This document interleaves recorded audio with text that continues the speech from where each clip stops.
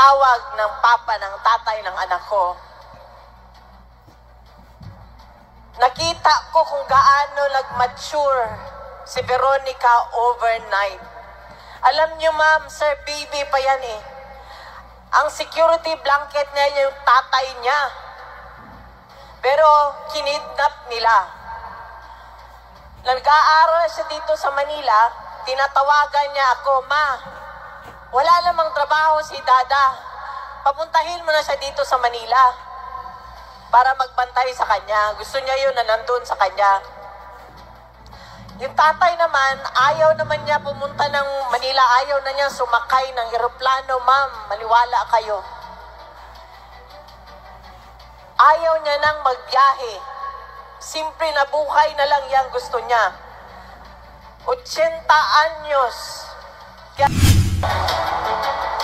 sabi nga pala kanina, bago ko makalimutan, alam mo, umiiyak yung anak ko. Kasi, kung pwede lang sana, hindi siya mapasok sa politika. Narinig ko, sinabi ng papa niya, mag-aral ka.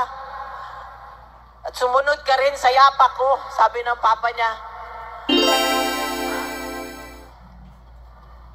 So, kailangan ko rin ba ang lahat ng panalangin ninyo para bigyan siya ng lakas si former president na habang nandun siya sa loob. Pero, amazing ang Panginoon talaga, ma'am. Amazing. Isang araw po, ma'am, na tumawag ang tatay niya, na una tumawag sa akin, former President Duterte. Sabi niya sa akin, sabi niya, kwento kami ng kwento, ganyan. Sabi ko, wag mong kalimutan ha, tawagan mo si Veronica pagkatapos ng tawag natin. Sabi niya, wag na lang kasi emotional ako pag si Veronica ang kausap ko, pag si Kitty ang kausap ko. So, sabi ko, hindi, ano lang yung pag-uusapan nyo, yung ikikwento niya, yung about kay Mira, yung party nila, yung birthday party nila. Yun lang yun. Sabihin mo na lang, ipaintindi mo na lang na ganon, na hindi ko kaya pag siya ang kausap ko, emotional ako. Ilang beses ko, iniiba ko na naman ng topic, tapos balik ulit ako sa ganon, tawagan mo. Hindi. Nung hindi ko na pagkatapos ng conversation namin, tinawagan ko kagad ang anak ko. Hagulgol na ako, sabi ko, nak, sorry talaga. Kasi sabi ng papa mo, hindi daw niya kaya kung ikaw ang kausap niya, emotional daw siya. Sabi niya, intindihin na lang daw natin na siya ang nasa loob. Humagulgol talaga ako ng pinakamalakas na gulgol na nagawa ko. Kasi ako lang mag-isa sa kwarto. Sorry ako ng sorry sa anak ko. Pero noon habang nag-uusap kami, sabi niya, Ma, sandali lang ma, may tawag. Buti na lang, tinawagan niya. Ang tatay niya. Tinawagan siya ng tatay niya. So nag-usap sila. Kanina din schedule namin na while nasa sasakyan kami, tumawag una kay Kitty, sunod sa akin, nag-usap sila. Sinabihan siya, mag-aral ka. Kinwento ni Kitty yung kanyang, yung nandun siya sa rally, ginagawa daw niya para sa kanya.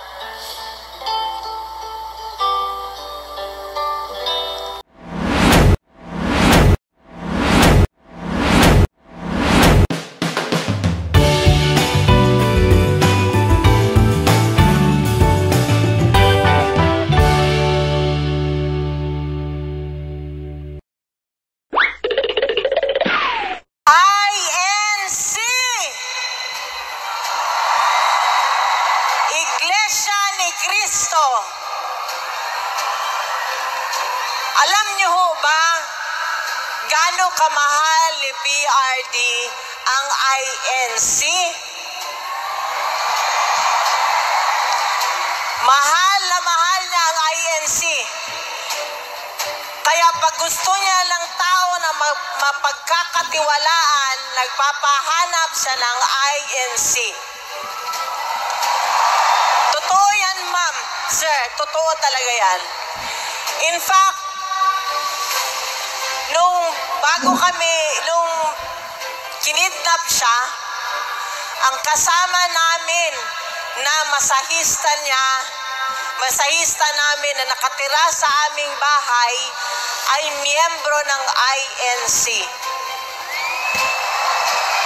Sinama namin sa Hong Kong, nandun lang siya sa tabi, ma'am. Ngayon, pagka sa Davao, pag nakadapa ako, nakikita, nagpapamasahe, siya ang nakaka-witness ng hagulgul ko sa gabi. So, ganon kamahal ni dating Pangulong Duterte ang INC.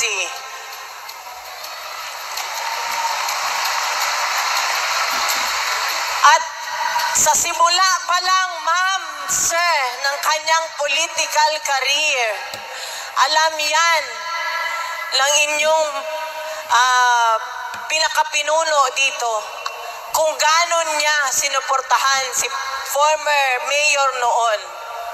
Kaya, nung naimbitahan kami nila, Congressman, na magiging Senator Rodante Marcoleta na, malaking pasasalamat po ang pagkakataon na inyong binigay sa amin.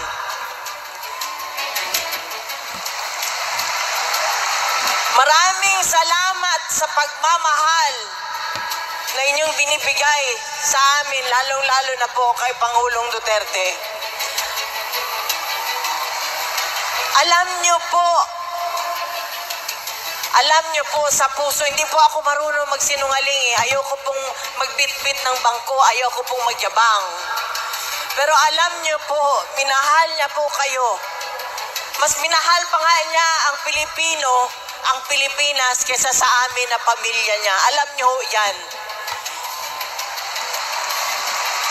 Tuwing sinasabihan niya, nung presidente siya, di ba, sinasabihan niya ang mga korap, ang mga terorista, ang mga drug lord. Di ba, ma'am, sinasabihan niya, tinatakot niya, napapalundag ako sa ikinauupuan ko. Kasi sinasabi niya yon, umalis kayo. Di ba, tinatakot niya ganyan. Napapalundag kasi ako kasi ang iniisip ko yung anak ko na minor pa noon, 12 anyos lang.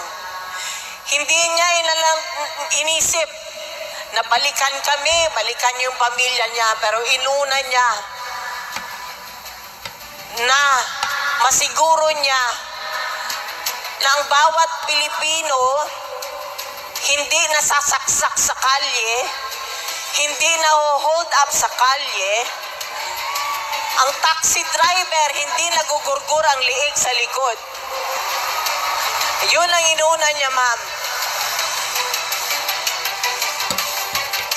Sinigurado niya ang bawat pamilya na ang magulang walang anak na adik at ang magulang ng bawat pamilya ay nakakatulog. Alam ko yan kasi kapitbahay namin doon sa Davao City. Dati siyang teacher ni Congressman Pulong. Humingi siya ng tulong. Sabi niya, Rod, tulungan mo kami, hindi kami makatulog sa gabi, yung anak nila adik. Silang dalawa mag-asawa, nag-aaway pag pinagalitan yung anak. So kaya yan, ganun ho ang pagmamahal na ginawa ni Rodrigo Duterte sa inyo. Sinigurado niya na yung pera ng bansa napunta doon sa ospital, sa PGH. Sinigurado niya yung Malasakit Center dahil alam niya, nung mayor pa siya, ang bawat Pilipino pag nagkasakit, ang isa sa miyembro ng pamilya, nauubos ang pera. Kaya alam niya po ang dinaranas ng bawat Pilipino na nagkakasakit o nauospital. Di ba, ma'am, kaya nilagay niya yung Malasakit Center. Kaya kanina lang, ma'am, may schedule kasi kami papunta rito ng tawag ng papa, ng tatay ng anak ko. Nakita ko kung gaano nag-mature si Veronica overnight. Alam niyo ma'am, sir, baby pa yan eh. Ang security blanket niya yung tatay niya. Pero kinidnap nila. Nag-aaral siya dito sa Manila, tinatawagan niya ako, ma, wala namang trabaho si Dada. Papuntahin mo na siya dito sa Manila para magbantay sa kanya. Gusto niya yun na nandun sa kanya. Yung tatay naman, ayaw naman niya pumunta ng Manila. Ayaw na niya sumakay ng eroplano, ma'am. Maliwala kayo. Ayaw niya nang magbiyahe. Simple na buhay na lang yang gusto niya. 80 anyos. Kaya minsan ako, hindi ko maiwasan na ako ang umiiyak parati kasi sa bahay ako umiikot eh. Naano ko na yung kwarto, alam ko, wala siya doon. Napilitan ng anak ko na mag-mature overnight. So pagka gusto ng anak ko tumabi sa papa niya, ang tatay niya, sa akin naman ang lapit. Sabihan mo nga yung anak mo na doon matulog sa kwarto niya. Kasi ma'am, magkaiba sila ng style. Pag si Kitty pumunta sa kwarto ng papa niya, yung kulambo ng papa niya, tinatanggal niya. Tapos yung aircon ng papa niya na 28 ang thermostat, ginagawa niya 16. So kaya, ang papa niya, pag nanonood ng TV sa kwarto niya, pagpasok ng anak niya, sabihan siya, Dada, matulog na tayo. Wala na siya magawa, patayin na lang niya yung TV, nandun na lang siya sa sala nanonood ng TV. So kaya, doble ang sakit ng aking dibdib. Kasi sa tatay at sa anak. Nung isang araw po, ma'am, na tumawag ang tatay niya, na una tumawag sa akin, former President Duterte, sabi niya sa akin, sabi niya, kwento kami ng kwento, ganyan. Sabi ko, wag mong kalimutan ha, tawagan mo si Veronica pagkatapos ng tawag natin.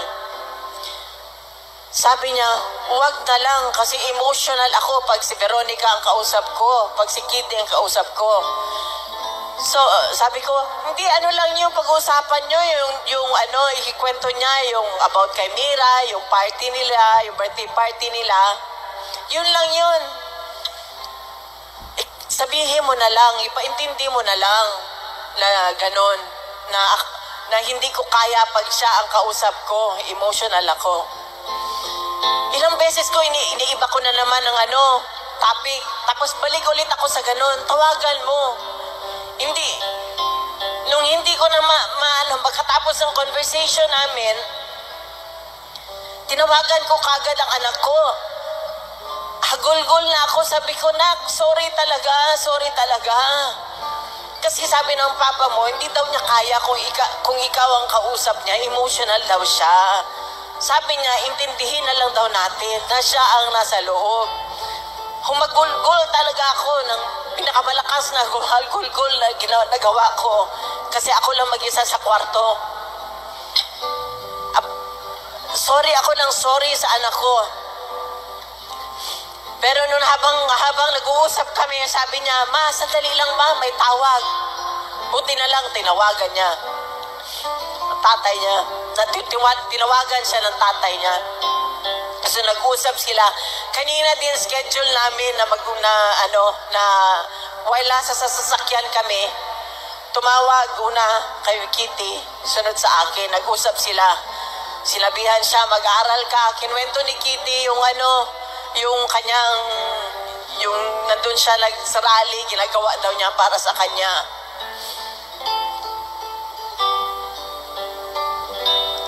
Alam din niya kung gaano katino ang mga INC members. Alam ni former President yan.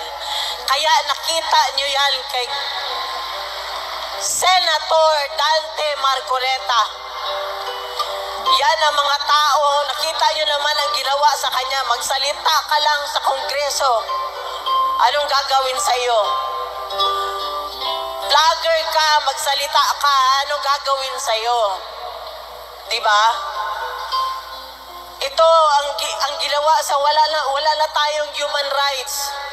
Wala ka ng karapatan magsalita. Kayo mga kabataan, kaedad na Veronica ni Kitty, huwag niyong hayaang maging ganyan ang buhay ninyo.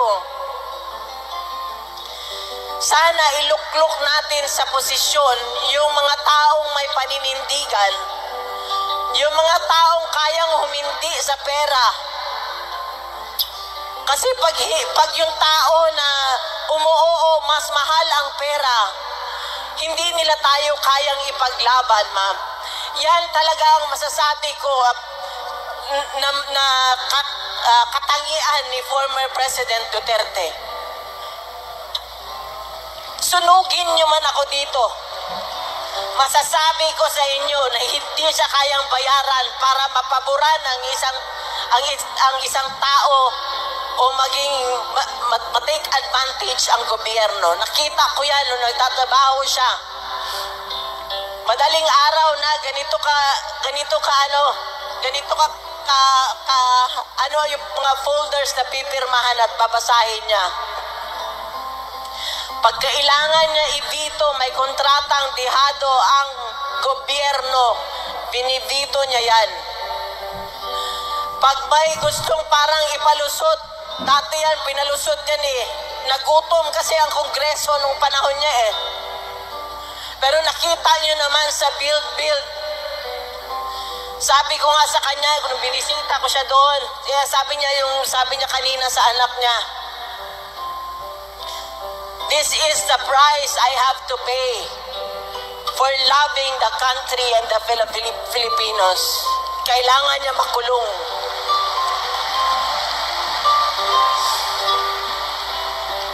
Mahirap po magluklok ng tao na kilala ka lang tuwing eleksyon. Sana Pilipino at mga kabataan, isa-isip ninyo at isa puso. Yung mga taong lumalabas na lang, nakikita na lang ninyo tumatakbo tuwing eleksyon. Yung binabati ka lang, mas gusto ko pang kausapin kayo, mas gusto ko pang kausapin yung mga nasa kanto, mga sidewalk vendors, kesa dun sa mga taong plastic Tupperware.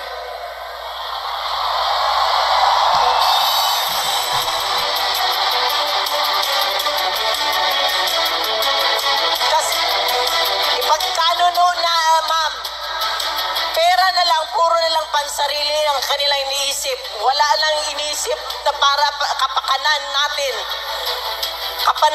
Kapakanan ng Pilipino, bawat Pilipino na baliwala ngayon.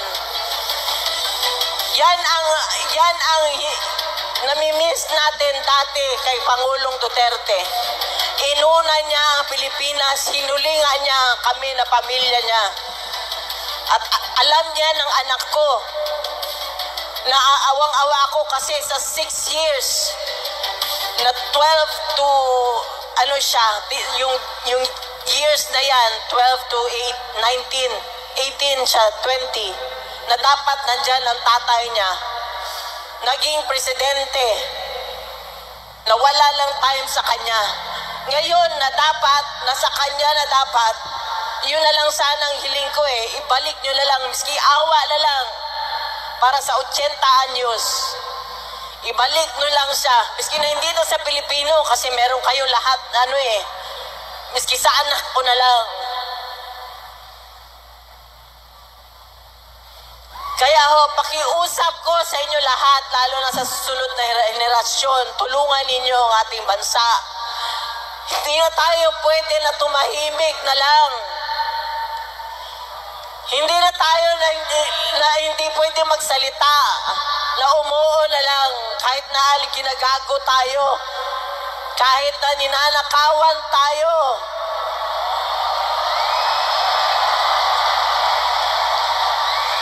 Ang para sa Pilipinas, ang pera ng Pilipinas ay para sa Pilipino at para sa Pilipinas. Hindi dapat yun napupunta sa kanilang bulsa.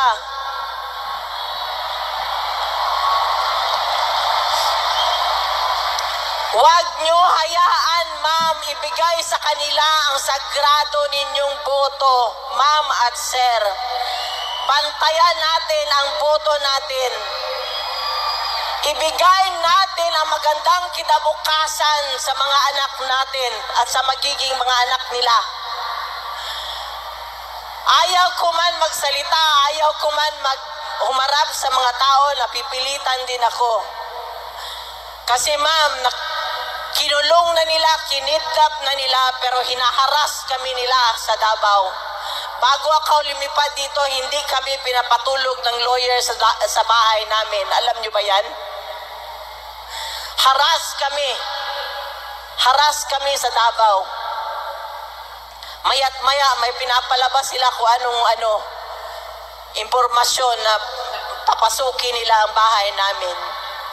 Kaya hanggang ngayon, gusto ko magpasalamat sa lahat ng mga tao na nagbabantay sa bahay namin hanggang ngayon.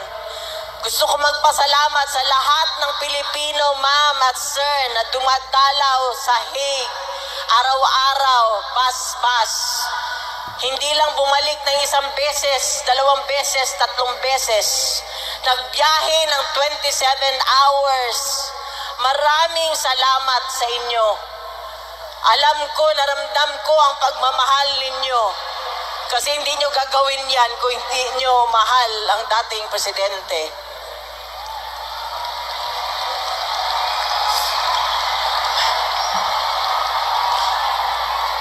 Ma'am, sir, ngayong eleksyon, alam ko hindi ko na kailangan ikampanya si Congressman Dante Marcoleta dahil alam ko nasa puso na ninyo siya. Pero ma'am, sir, ito talaga binilin sa akin ni former president nung kami nabisita ko siya. Huwag nyo daw kalimutan ang Duterte na kandidato niya. Sabihin ko sa inyo yan, ma'am, yung lahat ng mga nandyan, kasama namin noong before 2016. Nung nawala sa pwesto si former president, hindi kami iniwan. Yan yung totoong tao. Ganun yung hanapin nyo, ma'am. Huwag yung maganda lang ang pansin sa inyo at ang pakisama sa inyo tuwing eleksyon. Huwag yung tuwing titingnan kayo. Pagka hindi eleksyon, head to foot lang kayo. Ito sila, lahat ng yan, sila Hinlo, sila sino ba yung singer? Dati yan ma'am, dati pa 2016 kasama na namin yan sila. Hindi kami iniwan. Basta yung Duterte ma'am, hindi ko memorize. Pati si Congressman Dante Marcoleta. Hindi ko sila memorize, wala akong listahan, pinabasa ko lang yan. So, gusto ko magpasalamat, miski sa panaginip ko, ma'am. Gusto ko kung pwede lang, magpasalamat sa lahat na inyong suporta. At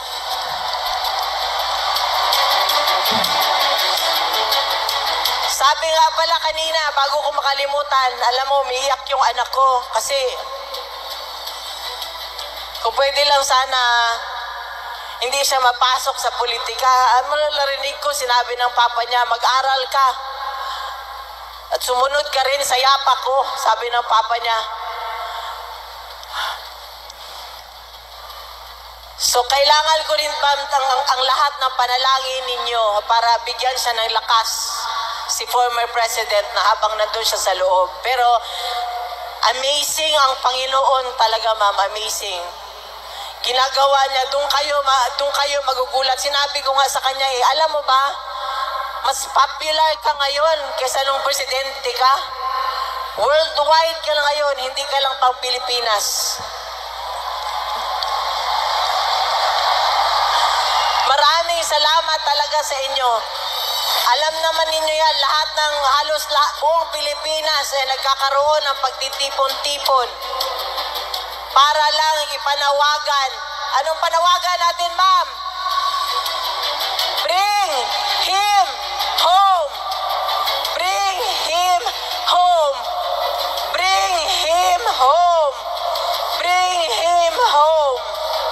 yan ang panawagan ng mga tao sa buong mundo, hindi lang sa Pilipinas. Muli, gusto ko magpasalamat sa inyong lahat, kay Ma'am Edna Marcoleta, Ma'am, maraming salamat, kay Congressman Dante, and of course, sa Iglesia ni Cristo. Kung pwede ko lang kayo yakapin lahat.